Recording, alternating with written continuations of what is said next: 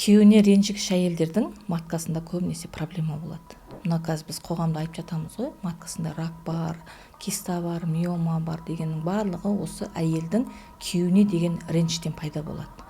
Ол себебі әйел стресс алған кезде тек қана маткасыменен чувствовать етеді. Біздің органдарымызда дәл сондай. Қандай органдарымызбен қабылдаймыз сол стрессті, сол органдарға барып ол әсер ете бастайды. Неге именно матка? Негізінде маткада әйелдердің энергия болады. Ал энергияны олар ер адаммен алмасады. Ал ер адамнан оған қарама-қарсы сезім болмаған кезде энергиясын ол қайқа құртарын білмей, қайғырған кезде ол маткасымен қайғырады.